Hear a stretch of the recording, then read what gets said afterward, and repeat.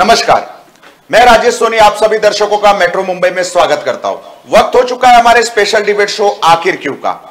आज हम आखिर क्यों में चर्चा करेंगे 10वीं और 12वीं के छात्रों की परीक्षा को लेकर। जी हां, पिछले कई दिनों से हमारे जो छात्र दर्शक है वो कह रहे थे कि आप एग्जाम को लेकर डिबेट कीजिए कि परीक्षा ऑनलाइन होनी चाहिए या ऑफलाइन।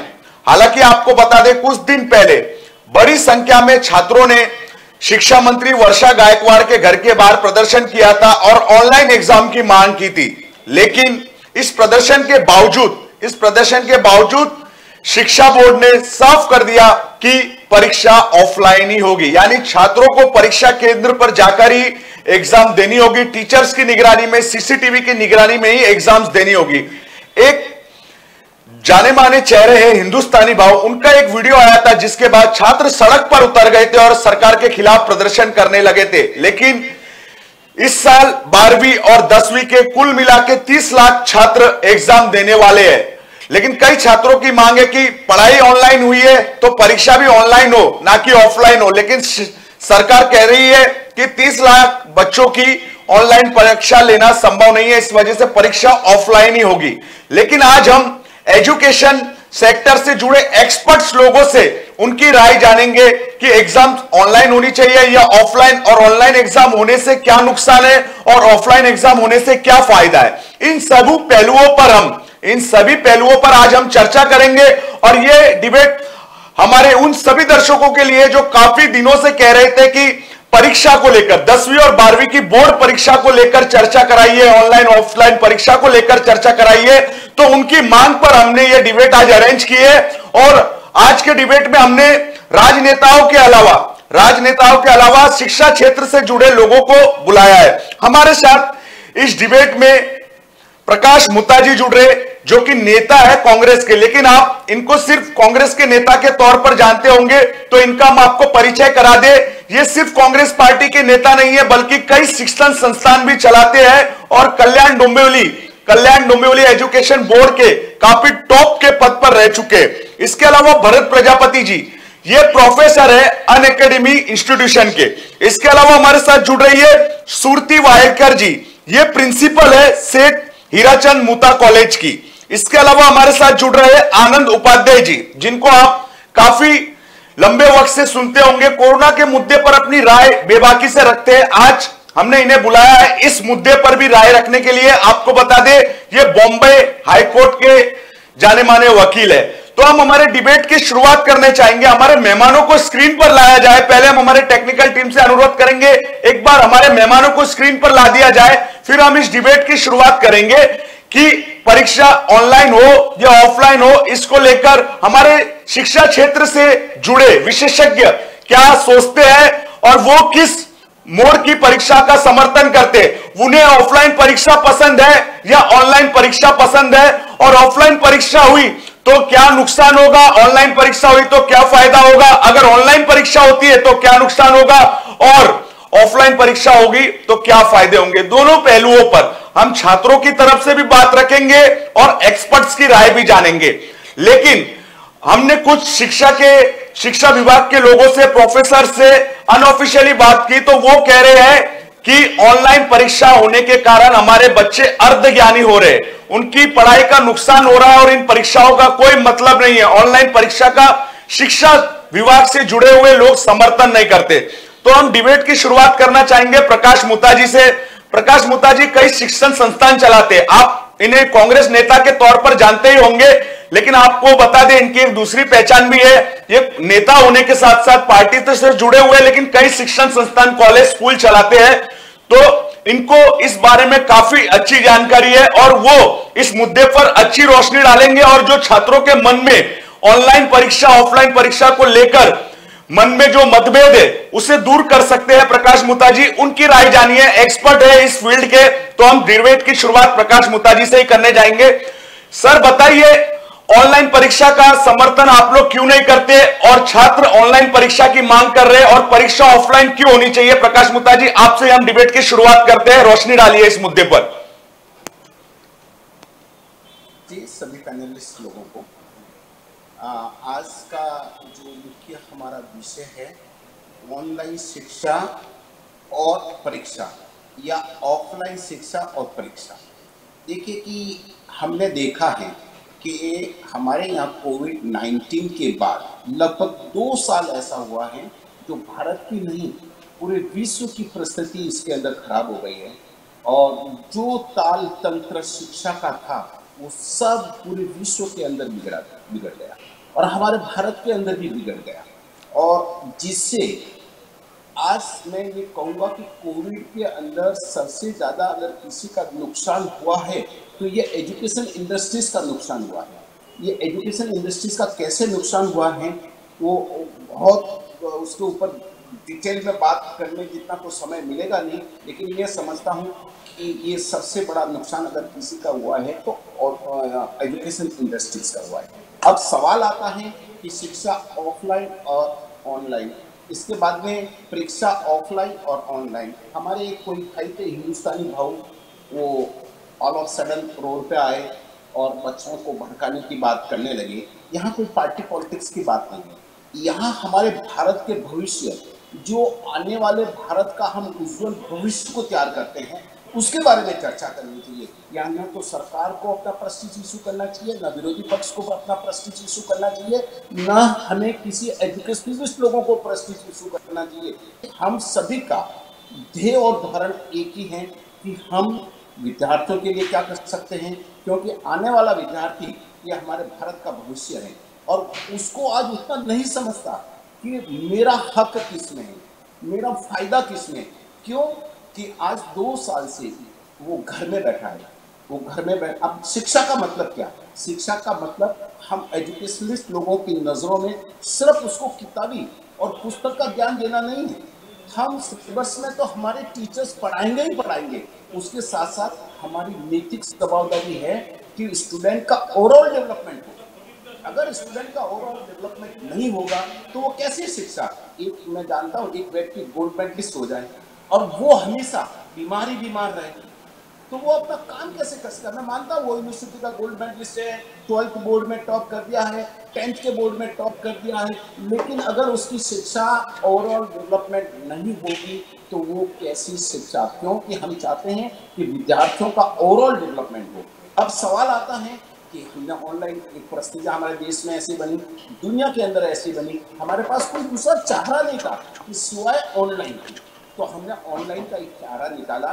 लेकिन फूल नहीं तो फूल की पाकड़ी, कम से कम बच्चों को एंगेज करने के लिए, बच्चों को कुछ तो किताब पुस्तक से टच रहे, उनका बिल्कुल उससे खत्म नहीं रहे, तो गवर्नमेंट ने और हमारी सभी शिक्षण संस्थाओं ने, हमारे महाराष्ट्र की बात नहीं करता हूँ, मैं पूरे हिंदुस्तान की बात करता हूँ, कि एक अच्छा सजेशन मिला और एक्सपर्ट्स के लोगों का भी अच्छा सजेशन मिला, जिसके कारण हमने ऑनलाइन शिक्षा शुरू की।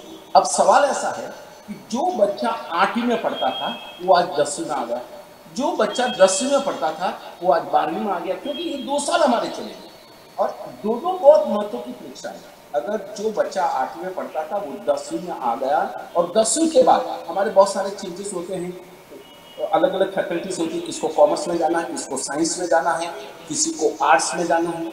12th के बाद हमारे पास कई प्रकार की मतलब फैकल्टीज है, किसको इंजीनियरिंग करना है, किसको आर्किटेक्ट होना है, किसको मेडिकल कॉलेज में जाना है, किसी को लॉ में जाना है, किसी को सीए करना है। तो इसका अलग अलग हमारी मतलब देश के अंदर परीक्षाओं का प्रोविजन किया गया है। अगर हमारी परीक्षा ये ऑनलाइन है और बाद 12th के बाद की परीक्षा सब ऑफलाइन है, तो बच्चा हमारा वहाँ सक्सेस नहीं होगा। हम मानते थे कि पिछले साल हमने ऐसे परीक्षा ली, लेकिन आज परिस्थिति थोड़ी सी सुधरी है, तो बच्चों को अपना कॉन्फिडेंस बढ़ाने के लिए, बच्चों को ओवरऑल डेवलपमेंट करने के लिए, क्योंकि 2 साल के अंदर उनका पूरा कॉन्फिडेंस खत्म होगा, और बच्चों को जब कॉन्फिडेंस नहीं होगा तो वो बोर्ड के एग्जाम में सक्सेस कैसे होंगे? मान लीजिए हमने बोर्ड का एग्जाम 10वीं और 12वीं का ऑनलाइन ले लिया, लेकिन 12th के बाद में उनको अलग अलग फैकल्टीज में जाना है, किसको मेडिकल में जाना है, किसको इंजीनियरिंग में जाना है, किसी को सीए करना है, किसको लॉ करना है, तो उसकी अलग अलग परीक्षा होती है और वो रिटर्न में होगी। और जब उसकी बेस तैयार नहीं होगा तो वो वहाँ एग्जाम कैसे देगा? किस प्रकार से देगा, ये हमारे सभी भारतीय समाज के सामने और हम संस्था चालक के सामने एक बहुत बड़ा प्रश्न है। अब उस प्रश्न का निवारण कैसे करें? आप कहिए तो पिछले साल ऐसा क्यों कहता? भाई आज परिस्थिति थोड़ी बदली है, आज परिस्थिति बदली, अभी भी हमारे पास 2-3 महीने का समय है। हम चाहते हैं कि उस स्टूडेंट का डेवलपमेंट हो और प्रॉपर डेवलपमेंट हो, सिर्फ पढ़ाई लिखाई नहीं, उसका मानसिक विकास हो। और जब बच्चा स्कूल और कॉलेज में आता है तो बहुत सारा वातावरण मिलता है, उसको फ्रेंड सर्कल मिलता है, उसको सामाजिक ज्ञान मिलता है, उसको सोसाइटी में आने का समय मिलता है, सोसाइटी में किस प्रकार से काम करना चाहिए, उसको फ्रेंड सर्कल मिलता है। आज वो घर के अंदर बैठ बैठ के हमारे पास बहुत सारे ऐसे कंप्लेंट्स आते हैं कि हमारा बच्चा डिप्रेशन में चला गया। क्यों? कि उसको बाहरी वातावरण नहीं मिलता। एजुकेशनल वातावरण कुछ अंशों में ऑनलाइन से मिल रहा है, मैं कुछ अंश करता हूँ, पूरा नहीं मिलता हूँ। मैं एक एजुकेशनिस्ट के नाते मैं उससे सेटिस्फाइड नहीं हूँ। क्यों? कि इसके अंदर आई कांटेक्ट बहुत महत्व का रहता है। अब जब टीचर हमारी ऑनलाइन आके पढ़ाती हैं और उससे स्टूडेंट का आई कांटेक्ट हो नहीं सकता, जब वो ऑफलाइन पढ़ाती हैं तो स्टूडेंट उसके सामने रहते हैं और हमारी टीचर को भी समझता है कि जो मैं पढ़ाती हूँ या पढ़ाता हूँ वो स्टूडेंट के दिल और दिमाग में कितना गया, स्टूडेंट उसको समझ पा है कि नहीं करे। इसलिए ये आई कॉन्टेक्ट टीचर का और विद्यार्थियों का होना बहुत जरूरी है। इससे स्टूडेंट की बॉडी लैंग्वेज समझती है, स्टूडेंट की मानसिकता समझती है, स्टूडेंट कितना इसको समझ पाया, ये बातें हमारे स्टूडेंट के दिमाग में आती हैं। अगर ये बहुत बड़ा एक हमारे लिए चैलेंजिंग प्रश्न है और मैं खास करके अंकर साहब आपको धन्यवाद दूंगा कि ये आपने बहुत बड़ा डिबेट इसके ऊपर रखा, जिसे मैं समझता हूं कि शिक्षा जगत में एक अच्छा मैसेज जाएगा, सरकार तक मैसेज जाएगा, हम सब पॉलिटिकल पार्टी और कार्यकर्ताओं और हमारे अच्छे अच्छे जो ब्रेन है जिसके इसके अंदर काम करता है उनको भी एक अच्छा मैसेज जाएगा। मैं एक आपको उदाहरण देता हूँ। हम ग्रामीण की बात करें, आपको मालूम है ग्रामीण के अंदर आफ्टर कोविड, और हमारे यहाँ इसके पहले की हिस्ट्री अलग है, पहले की हिस्ट्री में नहीं जा सकते कि बात शिक्षा की बात है। तो कोविड के अंदर असंगठित क्षेत्र और कई लोगों की नौकरियां चली गई। नौकरियां चली जाने के कारण ऑनलाइन के अंदर ग्रामीण भाग में सिर्फ 15% 15% लोग शिक्षा ले पाए। और हम ST SC की बात करें तो उसमें से 4% लोग ऑनलाइन शिक्षा ले पाए, क्योंकि वहाँ नेट की सुविधा नहीं है, हर एक के पास स्मार्टफोन नहीं है, हर एक के पास छोटा कंप्यूटर नहीं है। और हम इसकी बात करें तो जो अनुसूचित जाति और जनजाति के 43% लोग हमारे इस शिक्षा से वंचित हो गए। क्यों? कि हमारी शिक्षा ऑनलाइन थी। ऑनलाइन के लिए हम किसी को दोष नहीं देंगे, क्योंकि देश के अंदर परिस्थितियां ऐसी हुई, ना किसी सरकारों का दोष है, ना आपका है, ना हमारा है, ना शिक्षा जगत के अंदर जो है उनका दोष है। और बाद में एंड एट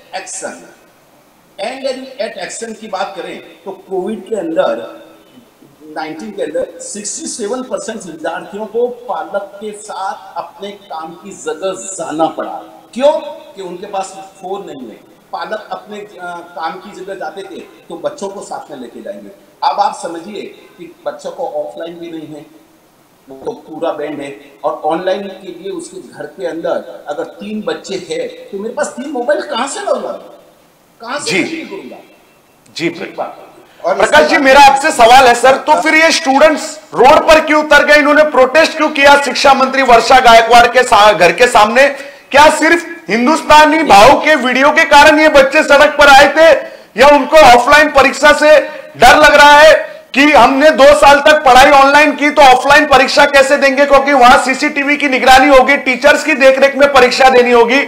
तो क्या ये बच्चे थे, इन्होंने सही से पढ़ाई नहीं की है और बोर्ड एग्जाम्स की तैयारी नहीं की है, इसी वजह से इन बच्चों के मन में डर है क्या कहीं ना कहीं? मुता जी देखिए, मैंने आपसे एक प्रश्न पहले किया तो बच्चे डिप्रेशन में आ गए, आज वो डर गए, हम पास नहीं होंगे। हमने देखा है कि आपका बच्चा बहुत टैलेंटेड है और ऑफलाइन से पढ़ा है, और वो आपको भी मालूम है कि 80-90% से कम नहीं आता, लेकिन जो परीक्षा के हॉल में जाता है, जब हॉल टिकट लेके 10th का और 12th का, तो उसमें से 5% बच्चे ऐसे होते हैं उनको डर लगती है, अरे मैं फेल हो जाऊंगा। और घर से आप जब उसको स्कूल और उसके हॉल में भेजते हैं एग्जामिनेशन के, तब तक वो डरता रहता, रोता रहेगा, और जब रिजल्ट आता है तो आपको रिजल्ट वो 80 और 90% देता है। इसका मतलब बच्चों के अंदर कॉन्फिडेंस नहीं रहता। एक बात वो तो ऑफलाइन में कुछ लोग ऐसे होते हैं। आज हमारी टोटल ऑफलाइन बंद हो गई और ऑनलाइन शुरू है, बच्चों का कॉन्फिडेंस लूज हो गया। और हम चाहते हैं कि बच्चे का ओवरऑल डेवलपमेंट के अंदर बाकी सामाजिक नॉलेज मिले, फ्रेंड सर्कल उनको मिले, स्पोर्ट्स एक्टिविटीज मिले, लेकिन उसके साथ साथ कॉन्फिडेंस भी बहुत जरूरी है। हम कॉलेजों के अंदर और एक प्लेसमेंट सेल रखते हैं। वो प्लेसमेंट सेल क्यों रखते हैं? वो प्लेसमेंट सेल के अंदर डिफरेंट टाइप के हम एक्टिविटीज करवाते हैं। क्यों? हम 10वीं और 12वीं का प्रीमियर एग्जाम पूर्व जो फाइनल एग्जाम होता है उसके पहले हम एक टेस्ट लेते हैं। टेस्ट लेने का मतलब क्या? बच्चे भी जानते हैं कि उस टेस्ट से हमको कोई बेनिफिट नहीं हो रहा है, लेकिन how to write, how to appear in exam और आपकी पूर्व तैयारी कितनी हुई है, एक एनालिसिस करने को बच्चों को मिलता है। और फिर हम उसको समझाते हैं कि बेटा तेरी ये कमी हो गई है, तेरे को क्वेश्चन ऐसे लिखना था, तेरे को इस प्रकार के ऐसा लिखना चाहिए। ये परीक्षा पूर्व तैयारी स्कूल और कॉलेजों में करवाते हैं। एक बात। दूसरा, हम प्लेसमेंट सेल रखते हैं। प्लेसमेंट सेल क्यों रखते हैं? क्योंकि प्लेसमेंट सेल के अंदर डिफरेंट टाइप की एक्टिविटीज करवाते हैं। जैसे एक व्यक्ति को इंटरव्यू के लिए जाना है, तो इंटरव्यू का तैयारी आप कैसे करेंगे? एमपीएससी के लिए आपको जाना है, तो how you will give your interview, and आपको किस तरह से जाना, कैसे जाना, क्योंकि हम उनका कॉन्फिडेंस बिल्टअप करते हैं। ये कब होगा? ऑनलाइन के अंदर अभी हम आप बैठे तो हम ही कर देते, लेकिन ऑफलाइन होगा तो हम ग्राउंड में रहते तो दुनिया देखेगी। और हमारा भी जो वक्ता है, जो हमारी टीचर है, जो हमारे प्रोफेसर है वो पढ़ाते हैं, उनका भी डेवलपमेंट होता है और उत्साह बढ़ता है। और मैं समझता हूँ, मेरे समझ से, कि आज ये हिंदुस्तानी भाव या जो भी भाव होंगे उनको भी समझना चाहिए, बच्चे कच्ची उम्र के हैं, बच्चे कंफ्यूज हैं, और जितना समय हमको मिला है, हमको बच्चों का पास होना जरूरी नहीं है। हमको पास होने के साथ साथ उनका कॉन्फिडेंस, उनका मानसिक संतुलन और उनका ओवरऑल डेवलपमेंट, क्योंकि पढ़ाना तो जो सिलेबस में है वो हर कोई पढ़ाएगा, हर खराब से खराब स्कूल पढ़ा देंगे और अच्छी से अच्छी स्कूल पढ़ाएंगे, लेकिन उनके साथ साथ ये भी उनका जरूरी है, और ये सिर्फ और सिर्फ ऑफलाइन से ही आएगा। मैं ऑनलाइन परीक्षा का विरोध नहीं करूंगा, ये तो सरकार को निर्णय लेना है, सबको उचित लगे वैसा लीजिए, लेकिन विद्यार्थियों के हित में ऑफलाइन परीक्षा और ऑफलाइन शिक्षा होनी चाहिए। क्यों? कि आज सिचुएशन हमको अलाउ कर रही थी। पिछले एग्जाम में कोविड की फर्स्ट वेव आई थी, ये हमको अलाउ नहीं करते थे। व्यक्ति परिस्थितियों का दास है, देश की परिस्थितियों का दास हुआ है। जैसी परिस्थितियां थी वैसा हमने काम किया, आज परिस्थितियां हमारी ऐसी है, हमको इस प्रकार से करना चाहिए। मैं ऑफलाइन परीक्षा का समर्थन करता हूं। जी, जवाब ले लेते प्रकाश जी, जवाब ले लेते। आनंद उपाध्याय जी हमारे साथ जुड़े हैं, बॉम्बे हाईकोर्ट के जाने माने वकील है, और उनको आपने कोरोना के मुद्दे पर बड़ी बेबाकी से अपनी बात करते हुए देखा है। आज हम आनंद उपाध्याय से जानेंगे कि आनंद जी, आप ऑफलाइन परीक्षा का समर्थन करते हैं या छात्र जिस तरह मांग कर रहे हैं कि ऑनलाइन परीक्षा होनी चाहिए, क्योंकि 2 साल तक पढ़ाई उन्होंने ऑनलाइन की है। लेकिन प्रकाश मुताजी ने तर्क दिया है, वो स्कूल कॉलेज चलाते हैं, वो कल्याण डोंबिवली एजुकेशन बोर्ड के बड़े बड़े पदों पर रह चुके हैं, तो उन्होंने कुछ तर्क दिए कि ओवरऑल डेवलपमेंट नहीं हो पाता है। आनंद जी, आप सहमत है या कुछ आपके भी पॉइंट्स है जो आप डिबेट में बोलना चाहते हैं? आप स्टूडेंट्स के तरफ से है या जो एजुकेशन बोर्ड कह रहा है कि हम ऑनलाइन ही परीक्षा लेंगे, 30 लाख छात्रों की ऑनलाइन परीक्षा लेना संभव नहीं है, इसलिए ऑफलाइन ही परीक्षा ली जाएगी? बोलिए आनंद जी। नमस्कार राजेश जी। नमस्ते सर। पहली बात तो मैं आपसे काफी नाराज हूं। आपका 1 घंटे का डिबेट होता है और आपने जो सरकार के प्रवक्ता बैठे हैं माननीय मुथा जी, आपने आधा घंटा उनको दे दिया। और जैसा आपने बताया कि वो एजुकेशन फील्ड से हैं, बहुत सारे बोर्ड्स में रहे हैं, मुझे पहली बात जो ये कहनी है कि तू बोले तो बोले और चलनी भी बोले जिसमें 100-100 छेद। राजेश जी, याद रखिए कि प्रकाश मुथा जी कितने भी बोर्ड में हो, कितने भी स्कूल कॉलेज चलाते हो, ये ना भूलिएगा कि महाराष्ट्र सरकार में इनकी पार्टी भागीदार है, ये सत्ता में है। और स्कूलों को बंद करने का, ऑफलाइन स्कूल बंद करके जबरदस्ती ऑनलाइन स्कूल चलवाने का जो ये नियम लगाया गया है, ये इनकी शिक्षा मंत्री वर्षा गायकवाड़ जी का उसमें सबसे बड़ा योगदान है। तब ये मुथा जी कहां थे? आज जो ये इतनी अच्छी अच्छी चिकनी चुपड़ी बातें कर रहे हैं कि बच्चों को बाहर स्कूल में जाना चाहिए, उनका सर्वांगीण विकास होना चाहिए, टीचर से आई टू आई कांटेक्ट होना चाहिए, सामने सीखना चाहिए, प्लेसमेंट होना चाहिए, ये सारी बातें 2 साल तक इनको क्यों याद नहीं आई? ये मनुष्य परिस्थितियों का दास होता है, ये कहकर मुथा जी अपनी सारी जवाबदारी से पल्ला झाड़ लेना चाहते हैं। जनता इनको बिल्कुल माफ नहीं करेगी। राजेश जी याद रखिए, जब से ये कोरोना का प्रपंच शुरू किया गया है, उस वक्त भी दुनिया के बड़े बड़े वैज्ञानिकों ने, दुनिया के बड़े बड़े डॉक्टरों ने बार बार इस बात को दोहराया है कि बच्चे बिल्कुल कोरोना की ये जो इनकी तथाकथित बीमारी है इससे प्रोन नहीं है, उनके इस बीमारी से संक्रमित होने की संभावना ना के बराबर है, और उनको आप घर पे बंद रखने के कारण ना जाने कितनी बीमारियों से बच्चे संक्रमित हुए हैं, कितनी बच्चों को बीमारियों के कारण इतनी कठिनाइयां झेलनी पड़ी हैं। अगर इसका रिपोर्ट आ जाएगा तो सरकार इस जनता को जीना मुहाल कर देगी। आज ये वकालत कर रहे हैं कि ऑफलाइन परीक्षा होनी चाहिए। राजेश जी, मेरा ये कहना है कि मैं 2 साल 3 साल टीवी पर बैठकर ऑनलाइन में कुश्ती लड़ने के सारे टिप्स सीख लूं कि ये धोबी पछाड़ मारा, ये मारा, और उसके बाद में आप मुझे सीधे आप भेज दीजिए कंपटीशन में पार्ट करने के लिए। कौन सा पहलवान वो कुश्ती खेल पाएगा? कौन सा खेल देखने वाला खिलाड़ी टीवी पर या ऑनलाइन के माध्यम से टिप्स सीखने के बाद में टूर्नामेंट में भाग ले पाएगा? मैं नहीं जानता हूं कि प्रकाश मुथा जी दिन में 2-4 पन्ना भी लिखते होंगे हाथ से। राजेश जी, अगर आप लिखते होंगे, आप एक टीवी चैनल के एंकर हैं, हो सकता है कि आपका भी शायद लिखने पढ़ने से उतना साबका ना पड़ता हो। मैं एक वकील हूं, ये होने के नाते मैं ये जानता हूं कि अगर कभी हम लोगों को, चूंकि आज कंप्यूटर का जमाना है, अधिकांश हमारे जो ब्रीफ तैयार होते हैं कंप्यूटर पे तैयार होते हैं, अगर कोर्ट में 2 पन्ना लिखना होता है राजेश जी, तो हाथ काम नहीं करता है। अगर लगातार 2 पन्ना लिखने की पारी आ जाए तो हाथ कामना बंद कर देता है, आदमी लगातार 2 पन्ना नहीं लिख सकता है। और छोटे छोटे बच्चे जिनको आपने 3 सालों से 2020 से आपने जबरदस्ती उनको घरों में बंद करके रखा है, आपने उनको कॉपी किताब से अलग करके सिर्फ आपने उनको मोबाइल फोन से चिपका दिया है। आज आपकी इच्छा आ गई है, अचानक आपका ये भान हो गया है कि उनका सर्वांगीण विकास नहीं हो रहा है, उनकी ऑफलाइन परीक्षा होनी चाहिए। तो अभी सिर्फ जब वो ऑफलाइन परीक्षा देने के लिए स्कूल में जाएंगे तो उनका सर्वांगीण विकास हो जाएगा। सारा आपने उनके ऊपर दोष मर दिया कि बच्चे अगर ऑफलाइन परीक्षा देंगे तो चीटिंग नहीं कर पाएंगे, कॉपी नहीं कर पाएंगे, ऑनलाइन परीक्षा देंगे तो कॉपी कर पाएंगे। तो फिर 2 सालों तक आपने क्यों उनको कॉपी करने का मौका दिया?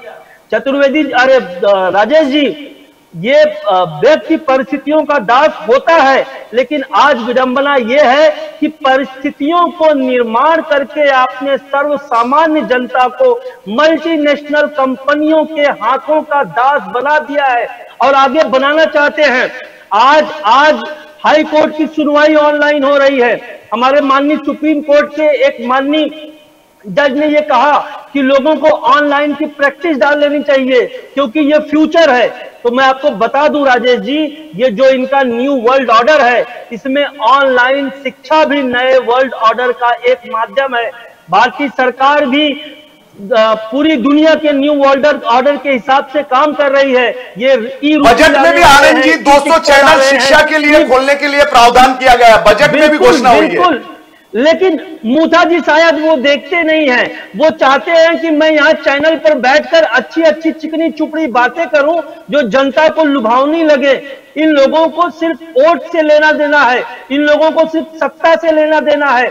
इन्होंने 80-90% जनता का जबरदस्ती वैक्सीनेशन कराया है। अभी बॉम्बे हाई कोर्ट में मुकदमा चल रहा है राजेश जी, मैं आपको बता दूं, जहां केंद्र सरकार ने और राज्य सरकार ने भी ये कहा कि हम फोर्स्ड वैक्सीनेशन नहीं कर रहे हैं, लेकिन किस तरह से इन्होंने फोर्स्ड वैक्सीनेशन किया है। दुकान नहीं खोलने देंगे, ट्रेन में नहीं जाने देंगे, मॉल में नहीं जाने देंगे, और अब यही चीज ये लागू कर रहे हैं। बच्चों को 15 साल से लेकर 18 साल तक के बच्चों का वैक्सीनेशन ये जबरदस्ती करवा रहे हैं। अभी आज सुबह मेरे पास किसी एक अभिभावक का फोन आया था कि हमारे स्कूल की शिक्षिकाओं ने 10वीं में उनकी दो बच्चे हैं, उनको कहा है कि अगर आप वैक्सीन नहीं लेंगे तो आपकी बोर्ड की ऑफलाइन परीक्षा में आपको बैठने नहीं दिया जाएगा। आप मुझे बताइए राजेश जी, ये किस अधिकार से ये प्रिंसिपल ने ये बात कही होगी?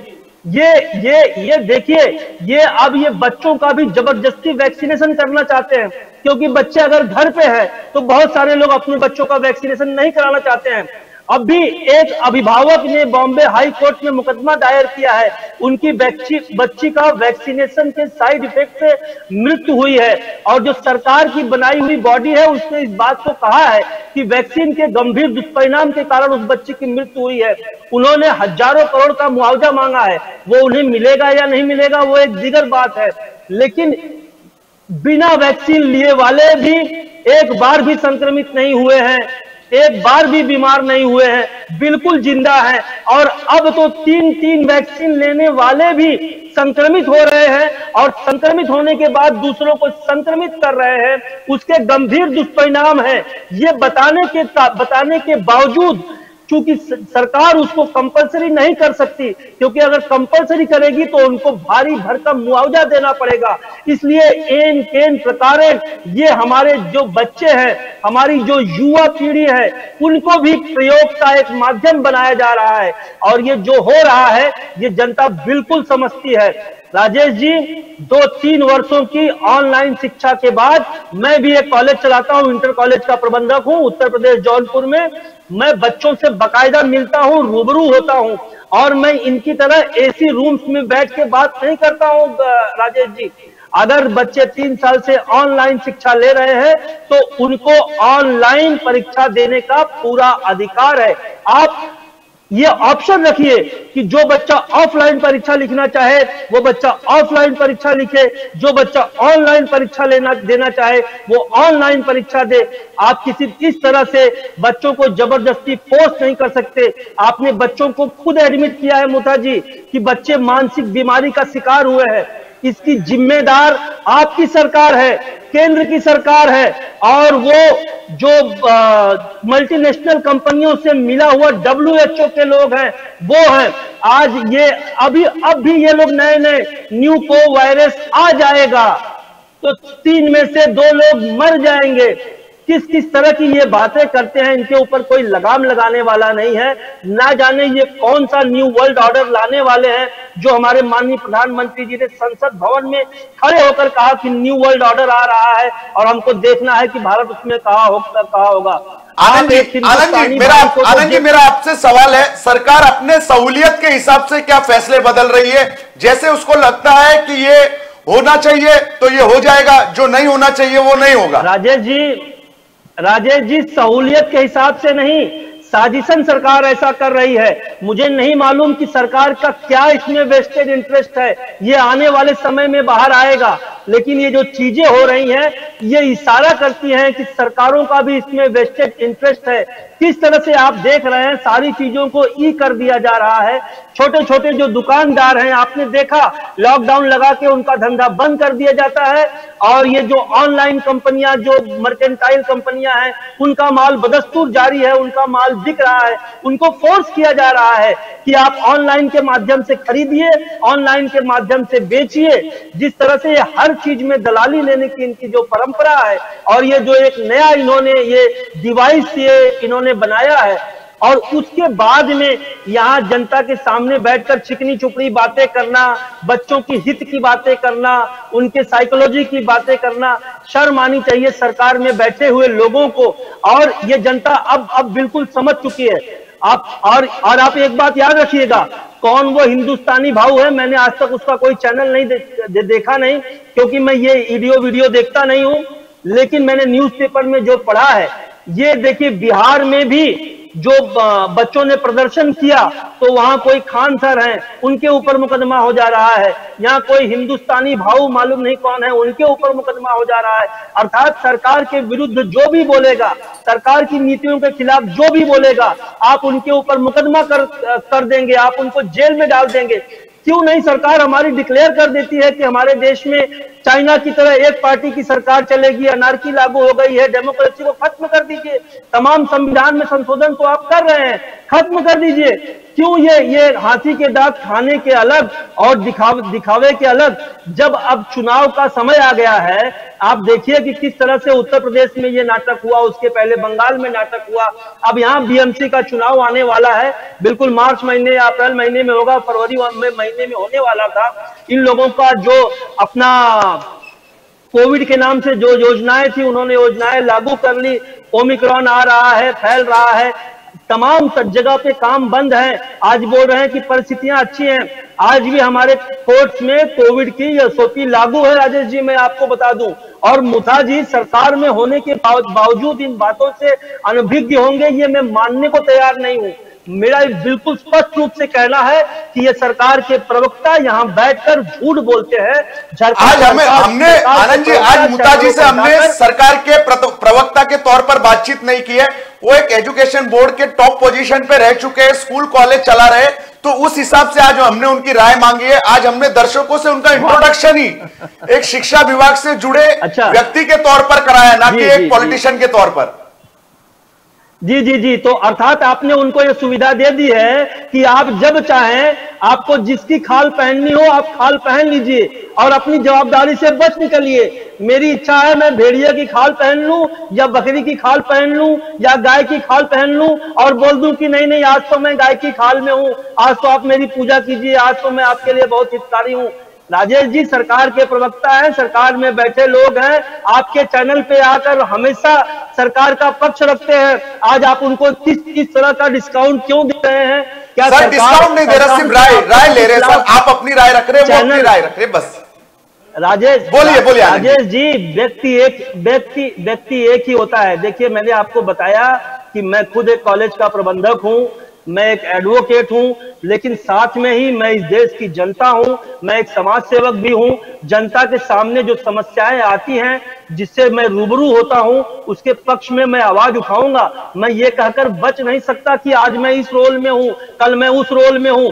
ये जो वीआईपी ऑप्शंस हमारे प्रधानमंत्री जी को है, जो कभी एनसीसी के कैडेट बन जाते हैं, कभी किसान बन जाते हैं, कभी फौजी बन जाते हैं, कभी व्यापारी बन जाते हैं, ये बड़े लोगों को ये ऑप्शन उपलब्ध है। ये राजेश जी मेरा ये मानना है कि अगर आपने ऑनलाइन बच्चों को पढ़ाया है तो कंपलसरी जबरदस्ती ऑफलाइन एग्जाम लेना गलत है। जो बच्चे 3 साल से आप उनको मोबाइल से पढ़ा रहे हैं, आप उनको ये ऑप्शन दीजिए, आप उनको बाइंड मत कीजिए, आप उनको फोर्स मत कीजिए। आप 3 सालों से आप लोग तानाशाही सरकार चला रहे हैं और आपको लगता है कि लोगों के ऊपर मुकदमे करके कुछ लोगों को जेल में डाल के आप लोग अपनी तानाशाही की जो परंपरा है उसको कायम रखेंगे। किसानों का इतना बड़ा मोर्चा हुआ और प्रधानमंत्री जी को वापस आना पड़ा, उससे भी हमारे सत्ताधीश लोग अगर सुनना नहीं चाहते आनंद जी एक तर्क दिया जाता है, ऑनलाइन परीक्षा हुई तो बच्चे एक कॉपी करेंगे, चीटिंग करेंगे, और जो ऑफलाइन परीक्षा होगी तो वो सीसीटीवी और टीचर्स के निगरानी में होगी, तो फेयर परीक्षा हो पाएगी आनंद जी। क्योंकि ऑनलाइन में कई बच्चों को अच्छे परसेंट्स मिले, 80-90। जो बच्चे 10वीं 12वीं में 45-50 पे थे, उन्हें ग्रेजुएट होते होते 80-90% मिले ऑनलाइन परीक्षा के माध्यम से। तो ये चीटिंग होने का डर है आनंद। राजेश जी ऑफलाइन परीक्षा में भी चीटिंग होती है, बच्चे पकड़े जाते हैं, कुछ नहीं पकड़े जाते हैं, कुछ रिस्ट्रिकेट होते हैं, कुछ छोड़ दिए जाते हैं। ये सब बातें ना बनाइए, ये पब्लिक को मुगालते में ना रखिए। और ऑनलाइन में आपके सामने बैठा हूं, अगर मैं यहां से बुक लेके देखूंगा तो आप देख लेंगे कि मैं दाहिनी तरफ क्या देख रहा हूं। आप बोल दीजिए दाहिनी तरफ मत देखिए, सीधे रखिए। आप घोड़े वाली लगाम लगा दीजिए, जैसे आपने लोगों का नाक और मुंह मास्क लगा के बंद कर दिया है। लोग यहां तक लटकाए रहते हैं फाइन के डर के मारे, और फिर भी लटकाए रहते हैं कि सिर्फ डर के मारे लगाए रहते हैं। आप उनको उनकी गुलामी का एहसास दिला रहे हैं, तो आप कह दीजिए कि घोड़े की तरह इस तरह से 2 ऐसे लगा लीजिए, दाहिने बाएं मत देखिए। क्योंकि आप तो सरकार है, आप कुछ भी कर सकते हैं, लेकिन ये जबरदस्ती हर बात में आपकी सरकार की जो तानाशाही है इसका जवाब मिलेगा। ये जो 12वीं के बच्चे हैं अगले साल ये 18 साल के हो जाएंगे, ये भी आपको वोट देंगे, ये याद रखेंगे। अभी जो बीएमसी के चुनाव होने वाले हैं मुथा जी, ये जो अभिभावक हैं वो आपकी बातों को याद देंगे कि आप लोग हाथी के दांत खाने के अलग और दांत दिखाने के अलग, किस तरह से आप लोगों का ये जो जवाब ले लेते मुहा व्यवहार है, जनता इसका जवाब देगी। जी आनंद जी, जी पारसनाथ तिवारी जी भी हमारे साथ जुड़े हुए हैं। पारसनाथ तिवारी जी भी एक नेता है हालांकि, लेकिन एक स्कूल चलाते हैं। पारसनाथ तिवारी जी, दोनों विचारों में मतभेद है। मुता जी आएंगे आपके पास सर, दूसरे राउंड में अभी आनंद सर से हमने राय ले लिया, पारसनाथ तिवारी जी के पास आते। पारसनाथ तिवारी जी, दोनों जगह मतभेद है। एक तरफ ऑफलाइन परीक्षा की वकालत हो रही है तो एक तरफ ऑनलाइन परीक्षा की वकालत हो रही है। जोरदार मतभेद दिखा पहले ही राउंड में। पारसनाथ तिवारी जी, आप किसके साइड है, या आपने स्वतंत्र विचार रखी है कि ऑनलाइन चाहते हैं ऑफलाइन चाहते हैं, बच्चों की परीक्षा कैसी होनी चाहिए? पारसनाथ तिवारी जी बोलिए। जी सभी को नमस्कार। राजेश जी, डिबेट में ये जरूरी नहीं है कि सबका विचार एक जैसा हो। जी, कोई अपना विचार रखता है, कोई अपना विचार रखता है, कोई अपना विचार रखता है। ऐसा नहीं होता कि मैं सही हूं बाकी सब गलत हैं। मैं आनंद जी के बात से सहमत नहीं हूं, बिल्कुल सहमत नहीं हूं। इसलिए सहमत नहीं हूं कि वो जो विचार रख रहे हैं उनके हिसाब से सही है, लेकिन और दूसरे के भी हिसाब से सही होना चाहिए। आप हमको बताइए, जिस ऑनलाइन की वकालत हो रही है, ऑफलाइन अब बच्चे पढ़े हैं ना ऑनलाइन, उनको लिखने में क्यों तकलीफ हो रही है? देखिए, ये आंदोलन क्यों हो रहे हैं, किसके थ्रू हो रहे हैं, इसके पीछे कौन है? सबसे पहले तो अभिभावकों को इसके पीछे जाना चाहिए। सबसे पहले तो ये पता लगाने की जरूरत है इस आंदोलन के पीछे कौन है। आप हमको बताइए, ये ऑनलाइन पढ़े हैं ना, फीस दिए हैं ना, वो मैनेजमेंट का क्या देख रेख रहा है? बच्चे का सब फीस लिए है ना बच्चे ना। ये जो है ना, शैक्षणिक संस्थानों, अधिकांश शैक्षणिक संस्थानों द्वारा और टीचरों द्वारा उनकी पोल खुल जाएगी, ऑफलाइन लिखा जाएगा, परसेंटेज डाउन आएगा, बच्चे फेल होंगे। ये परीक्षा का समय आया है इसलिए भाग रहे हैं, ये बच्चों को आगे कर रहे हैं। खैर, जो राजनीति में चल रहा है, जिस समय वर्तमान समय की जो ये राजनीति चली है ना, ये राजनीति सब जगह घुस गई है। ये मतलब ये देख ही नहीं रहे। आज हमको बताइए, 3 साल में शिक्षा का स्तर क्या रहा? एक मजबूरी में, जान जाने की डर से, कोरोना में बच्चे स्कूल नहीं जाए, इस हिसाब से उनके रक्षा के लिए किया गया। लेकिन जिस ढंग की वकालत हो रही है, भाई साहब हमारे बता रहे हैं, उत्तर प्रदेश प्रबंधक हैं, तो उत्तर प्रदेश में तो ठेका लिया जाता है, आपको मैं पास कराऊंगा, अपने यहां सेंटर लिया जाता है। जिस उत्तर प्रदेश की बात कर रहे हैं, इनकार कर रहे हैं पारसनाथ तिवारी जी, इनकार कर रहे हैं। कौन? आनंद उपाध्याय जी हाथ हिलाकर आपकी बातों से इनकार कर रहे हैं। मैं मानता हूं ना, वो हमारी बात से नहीं सहमत होंगे, उनकी बात से मैं सहमत नहीं होगा। देखिए, ये अपना अपना विचार होता। हम आनंद जी के ऊपर आरोप नहीं लगा रहे हैं।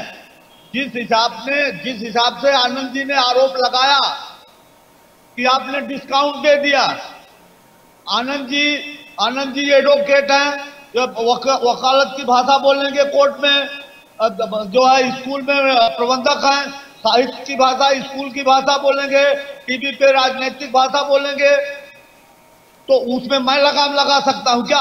जब हमें उनका विरोध नहीं हो सकता, जो बार बार बोलते हैं सरकार के प्रवक्ता हैं, हम लोग प्रवक्ता नहीं हैं, हम अपना विचार रखते हैं। हमारा विचार, हम पार्टी के कार्यकर्ता हैं, और पार्टी में भी जो बात गलत होती है, जो बात जनता के हित की होती है, वो हम अपने पार्टी में भी रखते हैं। हमारे 3 पक्षों की सरकार है, 3 पक्षों में जो सहमति बनती है वो सरकार का निर्णय होता है। अभी आपने देखा होगा वाइंस वाला जो मुद्दा चला, वाइंस वाला मुद्दा चला, इसके बाद जो है एकदम वाइंस का सही अर्थ समझ न पाने के लोग राजनीतिक इसको बना दिए। लेकिन पवार साहब ने क्या कहा, माननीय सत्येंद्र पवार साहब ने क्या कहा, जो मुद्दा जनता को नहीं पसंद आ रहा, नहीं समझ में आ रहा है, उसको वापस लेने में भी कोई बुराई नहीं है। तो हम जो पूरे देश में महाराष्ट्र की अघाड़ी सरकार की इस ढंग से कमी निकालना, आनंद भाई क्यों इतना गुस्साए हुए हैं हर बात सरकार पे वोट वो देख रहे हैं कि 18 साल के 12वीं वाले हो जाएंगे, लेकिन उनका भविष्य क्या होगा? तो पारसनाथ जी ऑनलाइन परीक्षा की वकालत नहीं कर रहे, ऑफलाइन परीक्षा चाहिए। पारसनाथ तिवारी जी भी सरकार के स्टैंड से समर्थन है, छात्र जो चाहते हैं उसके खिलाफ है। नहीं, छात्र चाहते, छात्र ना, सब छात्र भी नहीं चाहते। इसके पीछे कौन सा दिमाग काम कर रहा है उसको देखिए, इसके पीछे, इस मांग के पीछे कौन सा दिमाग काम कर रहा उसको देखिए। ये कहीं लोगों को डर है हमारे स्कूल का परीक्षा एकदम से रिजल्ट ही 0 आ जाएगा, पास ही नहीं हो पाएंगे, या उसमें उनको 420 करने का मौका मिलेगा।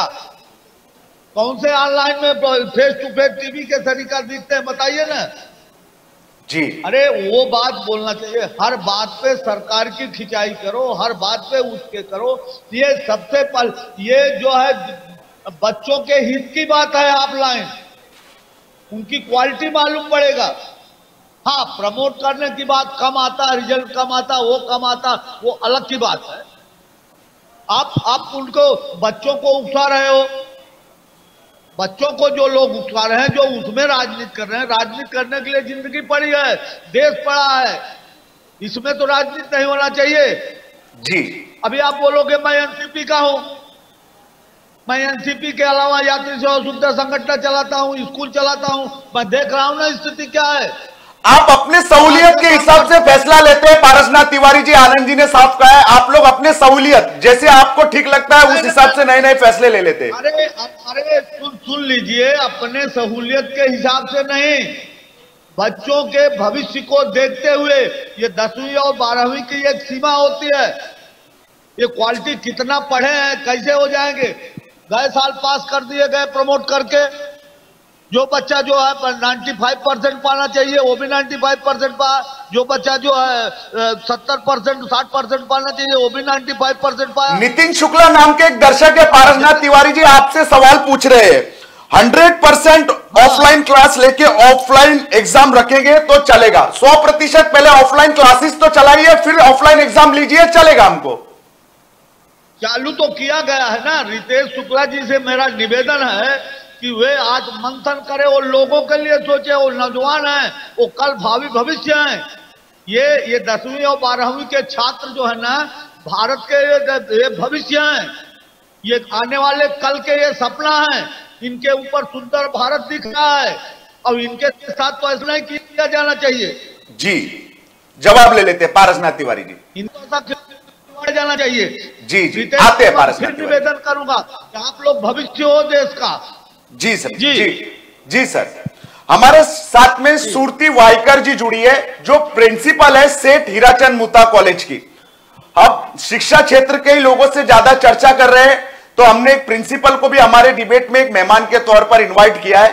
तो प्रिंसिपल मैडम ने कई छात्रों को अपने सामने पढ़ते हुए देखा होगा, बड़े होते हुए देखा होगा, उन्हें कई सालों से देख रहे हैं। तो छात्रों के विकास पर ऑफलाइन ऑनलाइन एग्जाम का क्या प्रभाव पड़ता है, जो मुत्ता जी तर्क दे रहे थे और एक तरफ आनंद जी तर्क दे रहे, दोनों विचारों में अलग अलग तर्क है। तो हम एक प्रिंसिपल मैडम से जानेंगे। सुरती मैडम जी बताइए कि आप ऑनलाइन या ऑफलाइन किस एग्जाम का समर्थन करती है और क्यों करते हैं, इस दोनों बातों का जवाब दीजिए।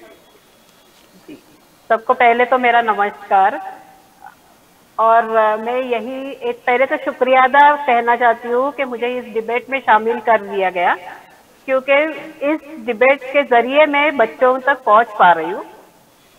मैंने अभी बहुत लोगों के कहा हुआ सुना है, और मैं यही चाहती हूँ कि अपने आज के जो 10वीं और 12वीं के बच्चे हैं वो बच्चे बहुत ही वैसे कॉन्फिडेंस गया है उनका 2 साल घर में पढ़ाई करने से। गए साल पूरा के पूरा ऑनलाइन एग्जाम हुआ उनका पढ़ाई, इसीलिए एग्जाम भी उनका कैंसिल कर दिया गया था। और जो उनका रिजल्ट लगाया था वो उनका रिजल्ट पहले जो एग्जाम हुए हैं वो एग्जाम के ऊपर निर्भर करके एवरेज निकाल के लगाया गया था। जो हमने गए साल 12वीं के टेस्ट लिए गए थे, वो टेस्ट जो लिए थे उनका एवरेज निकाल के उनका एक परिणाम घोषित कर दिया था। और जो 11वीं के गए साल के बच्चे हैं जो इस साल 12वीं में है, उनके भी हमने रिजल्ट ऐसे ही लगाए थे। उनके तो अभी अगर हम एग्जाम ही कैंसिल करेंगे तो उनका एग्जाम का रिजल्ट कैसे देंगे, क्योंकि उनको गए साल भी हमने क्या किया था, एवरेज उनका जो रिजल्ट था और 10वीं के मार्क्स थे वो देख के उनका रिजल्ट लगाया था।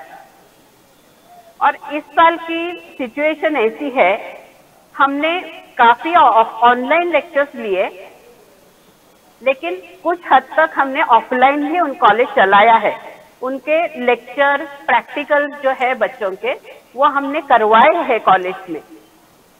इसलिए अभी बच्चों में एक्चुअली कॉन्फिडेंस आना चाहिए धीरे धीरे, क्योंकि 12वीं के बाद 10वीं के बाद भी और 12वीं के बाद भी बच्चों को अपना करियर चुनना है। उनको कहाँ जाना है, आर्ट कॉमर्स साइंस या फिर अगर आगे के करियर कोर्सेस है, वहाँ वो ये तय होता है इस एग्जाम के रिजल्ट पर। और इसीलिए अगर उनके एग्जाम हम ऑफलाइन लेते हैं तो ये उनके जीवन का एक स्टेप रहेगा, बहुत ही महत्वपूर्ण स्टेप रहेगा कि वो कॉन्फिडेंटली एग्जाम फेस करेंगे। तो आगे चल के उनके बहुत सारे जो एग्जाम्स है वो कम हो जाएंगे, उनका संघर्ष कम हो जाएगा। क्योंकि हमने देखा है कि मानती हूँ कि बहुत सी परिस्थितियां ऐसी हुई है कि जिसके कारण ऑनलाइन एक सॉल्यूशन था। पूरा के पूरा पढ़ाई बंद होने से एक सॉल्यूशन है कि ऑनलाइन हमने चलाया। मैडम मैं आपसे जानना चाहता हूं madam, central government online exam को प्रमोट कर रही है फ्यूचर के लिए, तो क्या भविष्य ऑनलाइन एग्जाम ऑनलाइन पढ़ाई का ही है मैडम? क्योंकि प्रमोट किया जा रहा है सेंट्रल गवर्नमेंट द्वारा, 200 चैनल चालू किए जाएंगे लेक्चर्स के लिए जो एजुकेशन से जुड़े होंगे, तो ऑनलाइन पढ़ाई को प्रमोट तो कर रही है गवर्नमेंट। जरूर, एक बात है यहाँ पे कि कुछ हद तक ऑनलाइन एजुकेशन प्रमोट करेंगे, अच्छी बात है। कुछ जो चीजें हैं जो हम बच्चों को हमारे क्लासरूम में नहीं दिखा पाते, वो हम ऑनलाइन के जरिए उनको उनके सामने रख पाते हैं। लेकिन ये जो छोटे बच्चे हैं 10th के 12वीं के जो बच्चे हैं वो छोटे हैं अभी, उनको पूरा के पूरा 100% ऑनलाइन नहीं जमेगा। उनको जो सामने बिठा के उनको बहुत सारी बातें समझाना, एक्सप्रेशन से भी समझाना वो बहुत जरूरी है। जैसे सर ने अभी बोला कि आई कांटेक्ट जरूरी है। हम टीचर्स जब पढ़ाते हैं तो हमारे एक्सप्रेशन से भी बच्चे बहुत सारी बातें समझते। तो कुछ हद तक online education is good, but वो हायर स्टडीज में ज्यादा बेहतर होगा साबित। इससे छोटे बच्चों के लिए इतना अच्छा नहीं होगा, कुछ हद तक, कुछ परसेंटेज तक ठीक है। सुरती मैडम जी, हमारे जो बॉम्बे हाईकोर्ट के वकील है आनंद जी, उन्होंने जो बात रखी है उनसे आप सहमत है मैडम? वो जो अपने तर्क रख रहे हैं ऑनलाइन और ऑफलाइन एग्जाम के विवाद पर, मतभेद पर, वो कह रहे हैं, उन पर आप क्या कहेंगे? हाँ, मैं यही कहना चाहूंगी, यहाँ कोई भी राजकीय पक्ष के हित में नहीं जाऊंगी। मैं यही कहूंगी कि ऑनलाइन एग्जाम जो होते हैं, जो हायर स्टडीज में डिग्री और पोस्ट ग्रेजुएशन के एग्जाम हम लेते हैं, उसमें दिक्कतें आती है। सिर्फ कॉपी ये एक ही दिक्कत नहीं है जी, और प्रॉब्लम बताइए। जैसे कि देखो आर्ट्स में है जी, आर्ट्स में वगैरह है कि बड़े विस्तृत तरीके से उत्तर लिखे जाते हैं। तो ये ऑनलाइन एग्जाम में ये सारा पॉसिबल नहीं होता है। सिर्फ मल्टीपल चॉइस क्वेश्चन दिए जाते हैं और एक उनको सिलेक्ट करना होता है, उसमें से 4 में से एक उत्तर सिलेक्ट करना होता है। और ये एग्जाम कुछ हद तक बराबर है, इसीलिए मिस हाँ, ये बच्चों का पूरा मूल्यांकन नहीं कर पाती है जी। और इसी कारण ये एग्जाम इतनी सक्सेसफुल नहीं हुई है। इस साल यूनिवर्सिटी भी कह रहे हैं कि हम ऑफलाइन एग्जाम लेंगे जी। एजुकेशन ऑनलाइन चलेगा मैम, लेकिन एग्जाम ऑनलाइन नहीं अच्छा है, आप लोगों का ये तर्क है। एग्जाम्स ऑनलाइन नहीं होने चाहिए, एजुकेशन ऑनलाइन हो सकती है, नहीं होने जी। ओके मैम, आते हम आपके पास रिटर्न आएंगे। भरत प्रजापति जी भी हमारे साथ जुड़े हुए। भरत प्रजापति जी को भी आप एक पॉलिटिशियन के तौर पर जानते हैं, पर उनका प्रोफेशन हम आपको बता दें, वो प्रोफेसर है, अन एकेडमी में वो लेक्चरर रह रहे हैं, तो उनका ये प्रोफेशन है। तो इसी वजह से आज हमने उनको भी इन्वाइट किया है मेहमान के तौर पर। तो भरत प्रजापति जी से भी हम जानेंगे। भरत प्रजापति जी, हमें आपसे मुता जी और आनंद उपाध्याय जी दोनों की बातों पर विचार जानने हैं। एक तरफ ऑनलाइन को समर्थन है और एक तरफ ऑफलाइन को विरोध है, तो आप किसके पक्ष में हैं सर? नमस्ते राजेश भाई। नमस्ते सर। और बाकी हमारे पैनलिस्ट और आपके दर्शकों को भी नमस्ते। राजेश भाई देखिए, इसमें मुद्दे की बात क्या है कि मैं जिस टाइम से ये चीज देख रहा हूं, तो काफी बच्चे जो खास करके 10th और 12th के, तो मैं जेई वाले बच्चों को काफी पढ़ाता हूं, तो काफी बच्चों का यही कहना है कि ऑफलाइन एग्जाम के लिए हम रेडी हैं। मुझे समझ में नहीं आ रहा है कि ये बच्चे कहां से आ गए और ये ऑनलाइन एग्जाम का डिमांड कर रहे हैं। पहली चीज, मुंबई में भी मैं डेली करीबन कम से कम 300 से 400 स्टूडेंट को ऑनलाइन पढ़ाता हूं राजेश भाई, और ऑफलाइन में 100+ स्टूडेंट को। तो काफी मैं देख रहा हूं तो बच्चे ऑफलाइन एग्जाम के लिए रेडी है, ऑनलाइन के लिए कोई रेडी नहीं है। अब मैं दूसरी चीज समझाता हूं आपको। तो ये रोड पे कौन थे भरत जी? भरत जी, रोड पे हजारों के संख्या में छात्र कौन थे सर? नहीं राजेश भाई देखिए, वो तो छात्र ही थे, उनको कहीं ना कहीं किसी ने दिमाग में कुछ भरा होगा, किसी ने कुछ बताया होगा। बच्चों में भी कोई लीडर बन जाता है 12th कॉमर्स में, 12th में आके कुछ ना कुछ, कोई बच्चे के घर में कोई पॉलिटिकल माहौल हो सकता है, तो कहीं ना कहीं कुछ हुआ रहेगा। बाकी मुझे नहीं लगता है कि ये बच्चों का डिमांड है, बच्चों की मांग मुझे नहीं लगती है। पहली चीज मैं आपको बताता हूं, जहां तक मुझे लग रहा है ये बच्चे की डिमांड नहीं है, ये आप मान लो। तो ये पॉलिटिक्स से प्रेरित बच्चे ने जो भीड़ उतरी थी हजारों की संख्या में, भरत जी उस पूरी भीड़ को पॉलिटिक्स से प्रेरित बता रहे? नहीं, मैंने क्या कहा राजेश भाई, पॉलिटिकल मैं नहीं बोल सकता हूं, लेकिन ये बच्चों के दिमाग में ये चीज है ही नहीं कि हमें ऑनलाइन एग्जाम चाहिए। बच्चे ऑफलाइन के लिए रेडी। मैं समझाता हूं आपको, मोटा मोटी कैलकुलेशन समझाता हूं, महाराष्ट्र बोर्ड का समझाता हूं।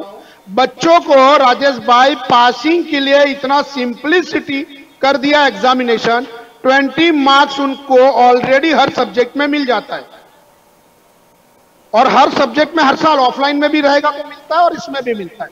इवन साइंस स्ट्रीम में भी बच्चों को प्रैक्टिकल के मार्क्स फिजिक्स, केमिस्ट्री और बायोलॉजी में थे। इवन मैथमेटिक्स में भी वो 20 मार्क्स कर दिया गया।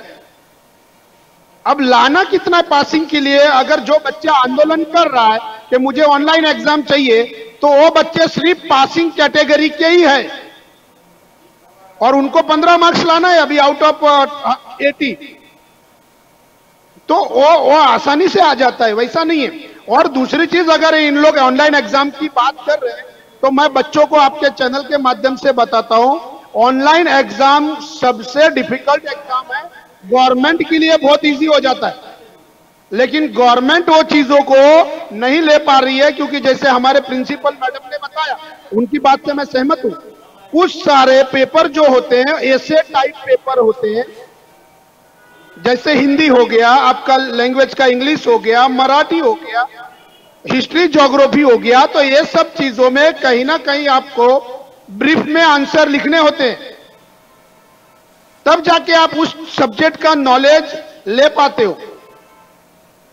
आपको मैं बता दूं जानकारी के लिए राजेश भाई, हमारी आईएएस यूपीएससी की एग्जाम जो आईएएस आईपीएस के लिए होती है, उसमें भी एक एग्जामिनेशन पैटर्न है ऐसे टाइप पेपर, जिसके अंदर बच्चों को 4-4, 5-5 पेज एक ही टॉपिक पे लिखना होता है। तो एग्जाम संभव नहीं है। एक खास करके मैं लैंग्वेज के लिए चार सब्जेक्ट के लिए बोलूं। दूसरी चीज मैं बताता हूं, अगर इनको ऑनलाइन एग्जाम मैथमेटिक्स और साइंस के लिए कर दी जाएगी तो वो पेपर इतना टफ हो जाएगा कि वो बच्चे 4 में से एक आंसर चॉइस करना उनके लिए डिफिकल्ट हो जाएगा। और जो बच्चों को लग रहा है कि मोबाइल पे ही हमारा एग्जाम होगा ऑनलाइन, वैसा नहीं है राजेश भाई। उसके सेंटर दिए जाएंगे। जैसे जेई के लिए ऑल इंडिया में सेंटर होते हैं, सीबीएसई बोर्ड के स्कूलों में, पवई आईआईटी में सेंटर आता है, तो वहां उनके सिस्टम पे बैठ के कुछ पार्ट में शिफ्ट में एग्जाम लिया जाता है 3-3 आवर्स का। और वो इतना आसान नहीं होता है, क्वेश्चंस भी टोटल चेंज हो जाते हैं, हर शिफ्ट में क्वेश्चन चेंज हो जाते हैं। जी भरत जी, बहुत अच्छी जानकारी दे रहे हैं। हमारे सभी दर्शक जो छात्र है वो ऑनलाइन परीक्षा का समर्थन कर रहे हैं। तो ये जान लीजिए कि आप अगर ऑनलाइन एग्जाम देना भी चाहते हैं तो गवर्नमेंट सेंटर्स पर आपको बुला सकती है, तो आपको परीक्षा फिर भी निगरानी में ही देनी पड़ सकती है। तो ये बात भरत जी ने बहुत अच्छी बताई, जो ऑनलाइन एग्जाम्स की रट लगाकर बैठे हैं। तो हम भरत जी कंटिन्यू करिए, कुछ अच्छी जानकारी दी तो हमने बोलकर सुनाया हमारे दर्शकों को। तो ये इनके भविष्य से रिलेटेड सवाल है। मैं आपको बता दूं, अगर सरकार ने प्रावधान लेके भी आया, उपाध्याय जी की बात से मैं सहमत हूं कि कुछ बच्चों को जिसको ऑनलाइन चाहिए ऑनलाइन, जिसको ऑफलाइन चाहिए ऑफलाइन। मैं आपको राजेश भाई आपके चैनल के माध्यम से कहता हूं 90% बच्चे ऑफलाइन के लिए सिलेक्ट करेंगे, ऑफलाइन के लिए जाएंगे। 10% बच्चे ऑनलाइन में जाएंगे। उनको क्या होगा मैं बताता हूं। आने वाले दिनों में अगर वो 12th पास करके कहीं कोई गवर्नमेंट जॉब या प्राइवेट सेक्टर जॉब में जाएंगे तो उसके मार्कशीट पे लिखा हुआ आ जाएगा कि ऑनलाइन एग्जाम में से कंडक्ट करके आया है। ये ऑफलाइन के लिए आज भी बहुत सारी चीजें हमारे जहां जॉब लेने जाते हैं वहां पर कुछ ना कुछ रिस्ट्रिक्शन है। तो भरत जी, अगर मार्कशीट पे ऑनलाइन ऑफलाइन लिखा रहेगा तो कुछ फर्क पड़ेगा इससे बच्चों के करियर पर? जी भरत जी बोलिए। जी भरत जी का नेटवर्क प्रॉब्लम हो गया। बोलिए भरत जी, कंटिन्यू करिए अपनी बात। जी बोलिए भरत जी। हाँ राजेश भाई, हाँ फिर प्रकाश गुप्ता जी के पास आएंगे, सेकंड राउंड की शुरुआत करेंगे। बोलिए। ये बच्चों पे 100% फर्क पड़ेगा। कहीं ना कहीं ये ऑनलाइन एग्जाम और ऑफलाइन एग्जाम, ये आने वाले दिनों में अगर मार्कशीट पे लिख गया तो उनको कहीं ना कहीं ये दिक्कत और एक कॉलम हमारे फॉर्म में आ जाएगा। और जैसे आप बता रहे हो ऑनलाइन का, तो गवर्नमेंट जो ऑनलाइन का प्रावधान लाने जा रही है वो कुछ टेक्निकल फील्ड के लिए लाने जा रही है राजेश भाई। और मैं मानता हूं जैसे जेई के एग्जाम हो रहे हैं, जैसे मैथ्स और साइंस में, ये आप दूसरे सब्जेक्ट के लिए पॉसिबल कर भी नहीं पाओगे। सिर्फ मैथ्स और साइंस जहां टेक्निकल चीजें आती है वहां ये पॉसिबल होगा, अदरवाइज ये ऑनलाइन एग्जामिनेशन पैटर्न कहीं पॉसिबल नहीं है। तो आने वाले दिनों में अगर ऑनलाइन भी हो जाता है कुछ चीजों के लिए तो आप ऑफलाइन को बंद नहीं कर पाओगे। भरत जी, एग्जाम्स में चीटिंग की बात हो रही है, उसको कैसे देखते हैं भरत जी? आप एक प्रोफेसर है तो मैं आपसे जानना चाहूंगा कि कुछ लोगों का कहना है कि ऑनलाइन एग्जाम में चीटिंग की संभावना होती है, तो आनंद जी कह रहे हैं वो तो ऑफलाइन एग्जाम में भी होती है चीटिंग्स। तो नहीं राजेश भाई, मैं बताता हूं बच्चों के दिमाग में क्या है। ऑनलाइन एग्जाम मतलब स्कूल से पेपर आ गया हमारे व्हाट्सएप पर और हमने डाउनलोड करके उसको लिख के स्कूल में हमने सबमिट कर दिया, ये उनके दिमाग में है। अभी तक उनको ऑनलाइन एग्जामिनेशन का पैटर्न पता नहीं है। अगर गवर्नमेंट इस पैटर्न पे आ गई तो वो सेंटर पे ही उनको एग्जाम देना है, उसको उस कॉलेज में ही एग्जाम देना है जहां पर 50-100, और वो शिफ्ट वाइज एग्जाम हो जाएगा। इतने सारे बच्चों का एग्जाम लेना पॉसिबल वन टाइम पे नहीं होगा। तो 30 लाख बच्चे हैं भरत जी 10th और 12th के महाराष्ट्र में। हाँ, मैं वही बता रहा हूं। गवर्नमेंट के पास कुछ चीजें रिस्ट्रिक्शन है, खास करके एक हमारे पास 24% भारतीयों के पास स्मार्टफोन है। इंटरनेट के माध्यम में हम बहुत पीछे हैं। दूसरी चीज खास करके, चलो हर चीज में अच्छे भी हो जाते, तो हमारे पास लैंग्वेज के जैसे पेपर को हम लिखेंगे नहीं, उसको ऑनलाइन एग्जाम में आप खाली ऑब्जेक्टिव क्वेश्चंस में लोगे राजेश भाई, तो बच्चे का राइटिंग ग्रोथ कहां से होने वाला है? देखिए इसमें मैं मानता हूं। और दूसरी चीज बताता हूं, महाराष्ट्र गवर्नमेंट ने इन बच्चों की सुविधा के लिए 75% सिलेबस रखा है। 20 to 25% सिलेबस कम कर दिया ऑलरेडी। हम लोग अगर 12th साइंस का मैथ्स पढ़ाते हैं तो उसमें ऐसी चीजें थी राजेश भाई, वो बहुत सारी चीजें हट गई है। जी। तो ऐसा नहीं है, बच्चा अगर 2-3 महीना अच्छे से मेहनत करता है, वो अच्छा एग्जाम में मार्क्स लेके आएगा। बच्चों को पास होने के लिए और एटलीस्ट फर्स्ट क्लास लाने के लिए कोई दिक्कत नहीं है। उनको 20 मार्क्स ईच सब्जेक्ट प्रैक्टिकल का ऑलरेडी मिलता है उनको, तो उनको कोई तकलीफ नहीं है राजेश भाई। और ऑनलाइन एग्जाम में बार बार बोलता हूँ, वो डिफिकल्ट प्रोसेस है। अगर ऑनलाइन में जी आते हैं सब्जेक्ट का वो भी पॉसिबल है। जी आते हैं भरत जी। सेकंड राउंड की शुरुआत करते हैं। प्रकाश मुता जी, आपसे शुरू करना चाहेंगे। आनंद जी को पहले आप ये क्लियर कर दीजिए, आज आप एक पॉलिटिशियन के तौर पर इस डिबेट में हिस्सा ले रहे हैं या एक एजुकेशनलिस्ट के तौर पर इस डिबेट में हिस्सा ले रहे हैं? आप बच्चों के भविष्य को देख रहे हैं या सिर्फ अपनी सरकार का बचाव कर रहे हैं, जो सरकार जो फैसला ले रही है ऑफलाइन एग्जाम का? तो ये दो मतभेद है आनंद जी के मन में, वो दूर करिए। और आप क्यों ऑफलाइन परीक्षा का समर्थन कर रहे हैं? आनंद जी बोल रहे हैं आप लोग अपने सहूलियत के हिसाब से फैसला ले रहे हैं, ये एलिगेशन उनका है आप पर। प्रकाश जी, प्रकाश मुता जी की आवाज शुरू करिए। जी प्रकाश जी की आवाज नहीं आ रही है, एक सेकंड प्रकाश जी। हेलो, हाँ बोलिए प्रकाश जी, आ रही है आवाज, बोलिए। देखिए, पहले तो मैं आनंद जी को बता देना चाहता हूं, हम करे सो सही, दूसरे करे वो गलत। प्रकाश मुथा जी ने इतना समय दे दिया, लेकिन मुझसे ज्यादा समय आनंद जी ने ले दिया। प्रकाश मुथा जी चिकनी चिकनी बातें करते हैं, हमसे कई गुना चिकनी बातें उन्होंने कर दी, बरोबर। और WHO की बात कर दी, अरे वहां दुनिया के वैज्ञानिक बैठते हैं। और इसके बाद में वो एक वकील है, पढ़े लिखे वकील है, हम उनकी कदर करते हैं, लेकिन उनको ये नहीं मालूम कि महाराष्ट्र गवर्नमेंट ने ऐसा किया। पहला जो कोविड की लहर आई थी और उसके टर्म्स एंड कंडीशन और उसकी गाइडलाइन पूरी सेंट्रल गवर्नमेंट से दी गई थी और महाराष्ट्र गवर्नमेंट को उसको फॉलो करना था। महाराष्ट्र गवर्नमेंट ने बीच में स्कूल और मार्केट खोलने की बात कही थी, तो सेंट्रल गवर्नमेंट के हेल्थ मिनिस्टर और हेल्थ सेक्रेटरी ने महाराष्ट्र गवर्नमेंट को लेटर लिखा था कि आप हमसे अलग नहीं कर सकते, क्योंकि भारत हमारा संघ राज्य है। वो वकील साहब है, संघ राज्य की डेफिनेशन वो जानती होंगे, अच्छी तरह से जानते होंगे, क्यों कि सेंट्रल गवर्नमेंट जो हमको गाइडलाइन देती है वो हमको पालन करना पड़ता है। और महाराष्ट्र गवर्नमेंट उससे, महाराष्ट्र गवर्नमेंट ही नहीं, हमारे हिंदुस्तान के सभी राज्यों की गवर्नमेंट उनसे बाध्य है।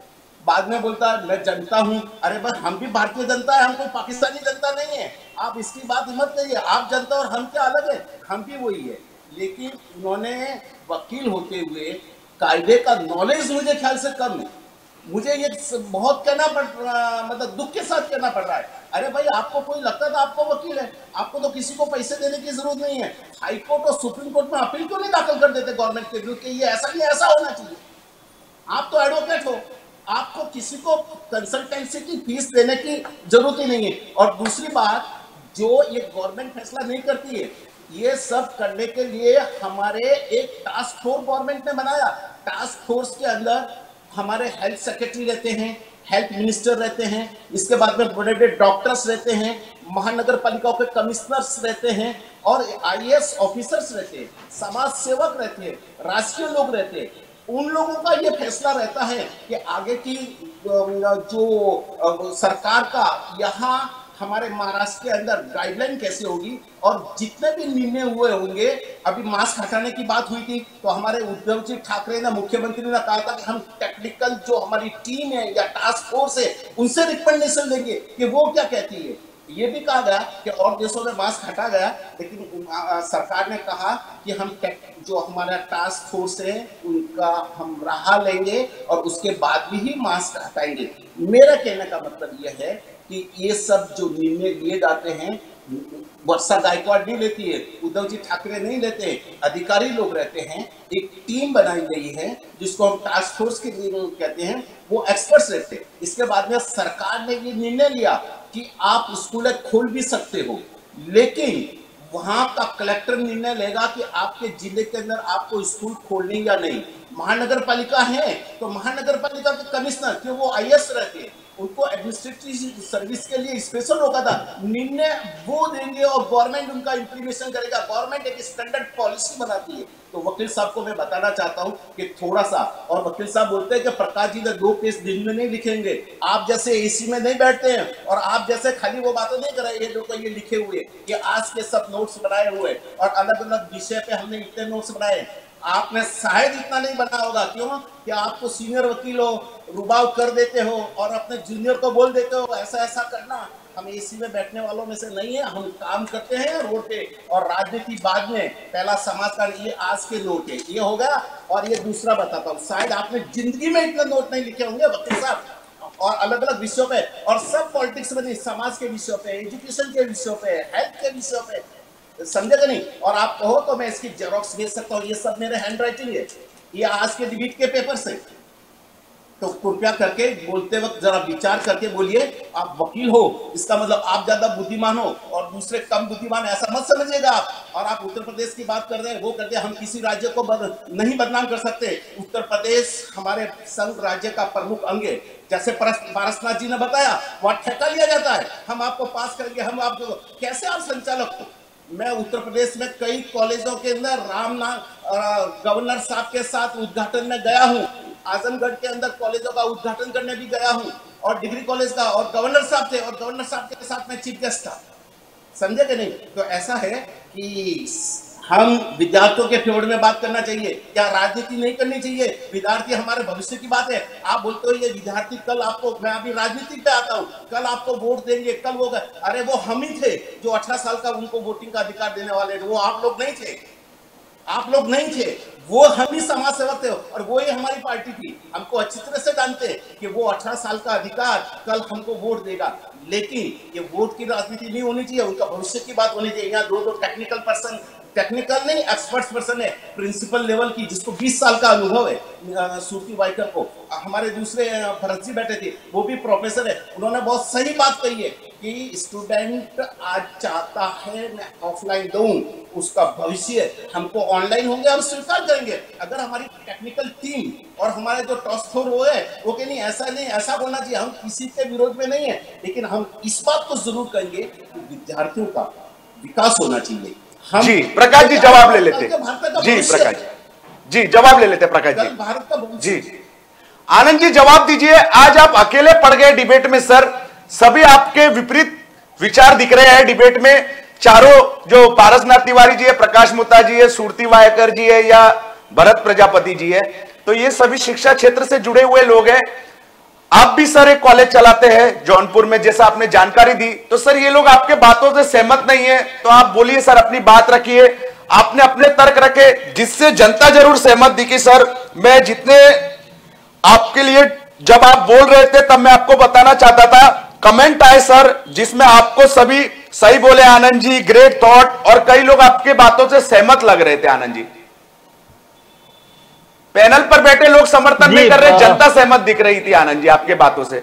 जी जी जी जी जी राजेश जी, पहली बात तो अगर मेरी बातों से मुथा जी को कुछ अगर बुरा लगा हो तो मैं उनसे हाथ जोड़कर माफी मांगना चाहता हूं।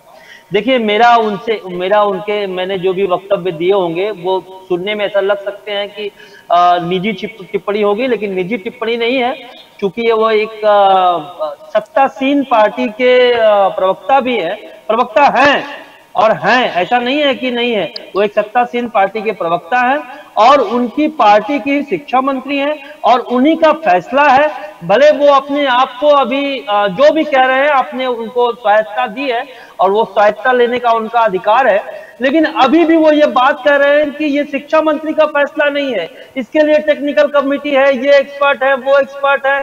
ये तो वही बात है कि मीठा मीठा गप गप और कड़वा कड़वा तू तू।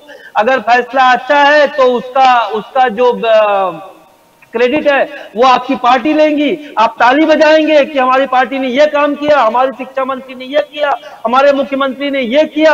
और अगर जैसे ही कोई फैसला बुरा हो जाएगा, औंधे मुंह आपका फैसला गिरेगा, तो आप बोलेंगे टेक्निकल कमेटी है, एक्सपर्ट कमेटी है, फलाने एक्सपर्ट होते हैं, उन लोगों का फैसला है, अभी भी हम फैसला लेंगे। इसका मतलब जब आप ये कहते हैं कि अगर ऑनलाइन करने के लिए हमारी टेक्निकल कमेटी कहेगी तो हम ऑनलाइन भी करा सकते हैं, इसका मतलब क्या आपने पहले आपकी कोई टेक्निकल कमेटी से राय नहीं लिया था?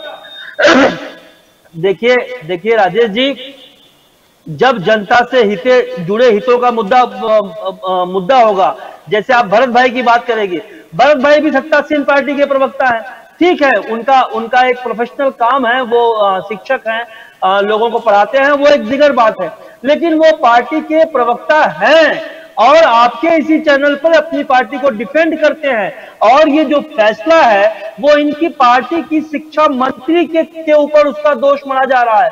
अगर किसी का विरोध वर्षा गायकवाड़ जी एक बहुत बढ़िया नेता है, लेकिन चूंकि वो शिक्षा मंत्री हैं और शिक्षा से जुड़ा मुद्दा है, तो जिन बच्चों को उससे आपत्ति लगी होगी उन लोगों ने उसका विरोध किया, और विरोध करना हमारे देश की जनता का संवैधानिक अधिकार है। और मैं जानता हूं कि आज जो सत्ता में बैठे लोग हैं वो भले किसी स्तर पर बैठे हो, मूसा जी इस बात को बहुत सावधानी से भूल गए कि मैंने अपने वक्तव्य में कम से कम 10 बार मैंने मोदी जी के ऊपर आरोप लगाया, लेकिन बहुत सहजता से उन्होंने बहुत व्यावहारिक ढंग से उस बात को दरकिनार कर दिया। यहां तक कि उन्होंने बता दिया कि हाँ, हमने 18 वर्ष के बच्चों को वोट देने का अधिकार दिया है, आपने नहीं दिया है। उन्होंने ये बताने की चेष्टा की कि शायद मैं इनकी विरोधी पार्टी का व्यक्ति हूं। तो देखिए, ये सत्ता पे बैठे लोग हैं, जब इनके ऊपर आक्षेप होगा तो ये तिलमिलाएंगे, और ये तिलमिलाएंगे तो इसी तरह के आरोप लगाएंगे। और जो ये बात ठहराने की कोशिश की जा रही है राजेश जी कि ऑनलाइन के समर्थक, ऑफलाइन के समर्थक, राजेश जी आप पहले दिन से, जब कोविड की डिबेट चालू हुई थी, मैं पहले दिन से आपके साथ जुड़ा हूं, मैंने कभी भी ऑनलाइन का समर्थन नहीं किया। मैं ऑनलाइन से कोई सामान नहीं मंगाता, मैं किसी मॉल में खरीदी करने नहीं जाता, मैं छोटे व्यापारी के यहाँ जाता हूं। मैं अपने घर वालों को कहता हूं कि मॉल से भाजी नहीं खरीदना है, भाजी जो रोड से गरीब जनता व्यापारी भाजी बेच रहा है अपनी पेट की आग के लिए, उससे सामान खरीदना है। मैं फिर कह रहा हूं कि मैं ना तो ऑनलाइन शिक्षा का समर्थक हूं और ना तो मैं ऑनलाइन परीक्षा का समर्थक हूं।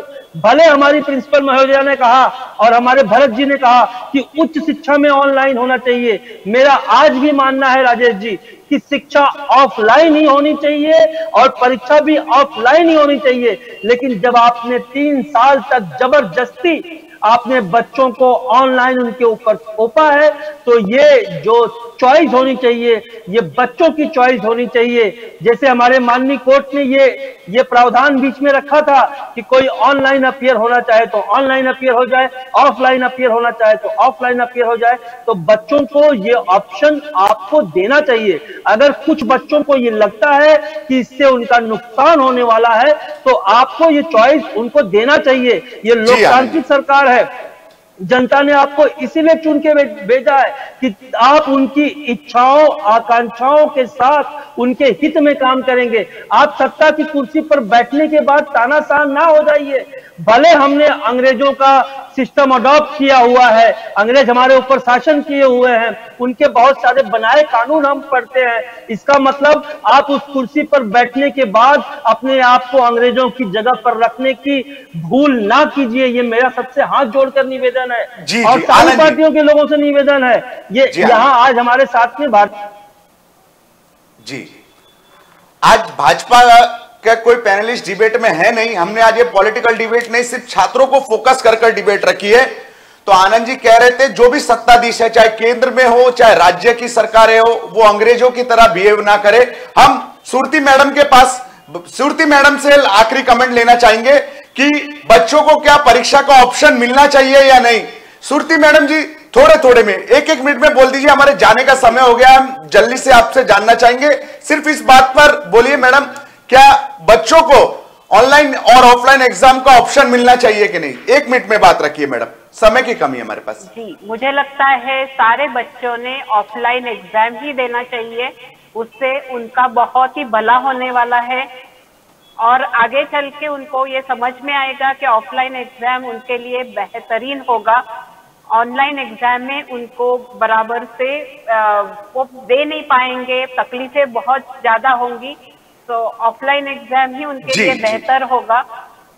जी मैडम। भरत जी आप भी बोल दीजिए, 30 सेकंड में बोलिए सर, क्या ऑफलाइन ऑनलाइन एग्जाम को ऑप्शन देना चाहिए छात्रों को? जल्दी से बात रखिए सर। राजेश भाई देखिए, मैं एक उपाध्याय जी की बात से एक बात से सहमत हूं कि सरकार जब भी चाहे तभी वो ऑफलाइन बोल देगी, जब भी चाहे तभी ऑनलाइन बोल देगी। तो सरकार को अभी जो भी डिसीजन है वो बच्चों को दे देना चाहिए। अगर ऑफलाइन लेना है तो ऑफलाइन का प्रावधान कंफर्म करके टाइम टेबल दे देना चाहिए, ताकि 2-3 महीने बच्चे हैं तो बच्चे अपने तैयारी में लग जाए, क्योंकि बच्चे भी कंफ्यूज है कि ऑनलाइन होगा ऑफलाइन होगा।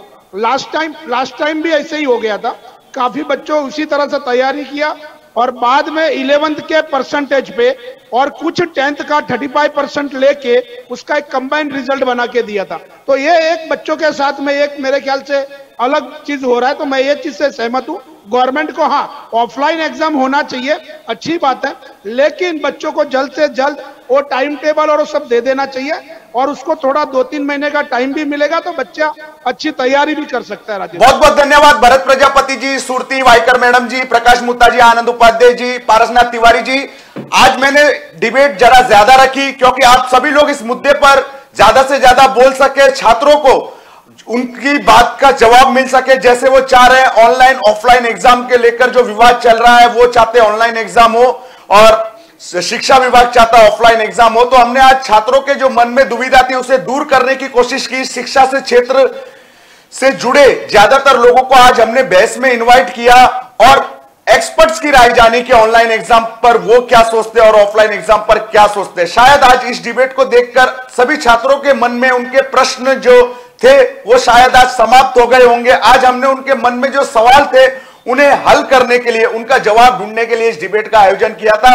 तो आज के लिए आखिर क्यों की बहस में इतना ही। मेट्रो मुंबई पर खबरों का सिलसिला निरंतर जारी है, देखते रहिए मेट्रो मुंबई।